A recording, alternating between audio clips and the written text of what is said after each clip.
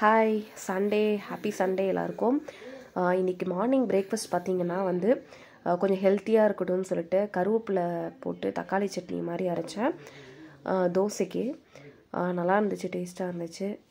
வெறும் வெங்காயம், தக்காளி, வரமிளகாய், அப்புறம் கருவேப்பிலை, உப்பு, புளி கூட ஆட் பண்ணிக்கலாம். பட் புளி போட்டோம்னா அதில் உள்ள சத்து குறைஞ்சிரும். இதுதான் மார்னிங் பிரேக்ஃபாஸ்ட். தோசைக்கு இந்த தக்காளி சட்னி செஞ்சுருந்தேன். அதுக்கப்புறம் பார்த்திங்கன்னா இன்றைக்கி நான்வெஜ் ஆஃப்டர்நூன் எடுத்திருந்தாங்க வீட்டில். மட்டன் வாங்கியிருந்தாங்க. என்னோடய ஃபேவரெட் மட்டன் கோலா உருண்டை குழம்பு, அப்புறம் கோலா உருண்டை ஃப்ரையு, அதுக்கப்புறம் பார்த்திங்கன்னா ரத்த பொரியல். ஸோ இதுதான் இன்றைக்கான ஆஃப்டர்நூன் லன்ச். அது இந்த சூடாக அந்த பொரிக்கும் போதே அப்படியே கிறிஸ்பியாக இருக்கும்.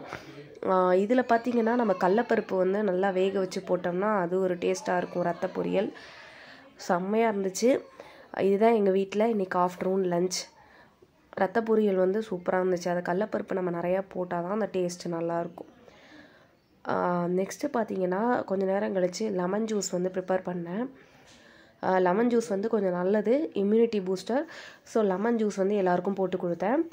அதுக்கப்புறம் பார்த்திங்கன்னா சரி கொஞ்ச நேரம் கழித்து லைட்டாக பசிக்கிற மாதிரி இருந்துச்சு. அதுக்கப்புறம் பார்த்திங்கன்னா இட்லி உப்புமா செஞ்சேன்.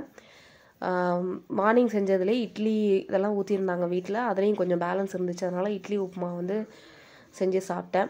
அதுக்கப்புறம் பார்த்திங்கன்னா இன்றைக்கி ஈவினிங் இளநீ உடைச்சாங்க. ஆனால் இளநியில் தண்ணியே இல்லைங்க.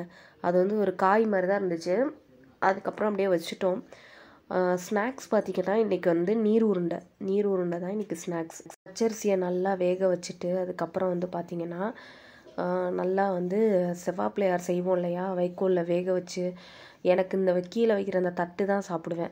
அது மேலே வைக்கிறதெல்லாம் எடுத்து வச்சுட்டு இதை மட்டும் சாப்பிடுவேன். எனக்கு ரொம்ப பிடிக்கும். இதில் உப்பு கம்மியாக போடுவாங்க. அப்புறம் பார்த்திங்கன்னா நம்ம வீட்டில் இம்யூனிட்டி பூஸ்டர் பவுடர் செய்வோம்ல, அந்த சுக்கு, அப்புறம் மல்லி இதெல்லாம் போடுவோம்ல, ஏலக்காய்லாம் போட்டு செய்கிறது முடிஞ்சிருச்சு.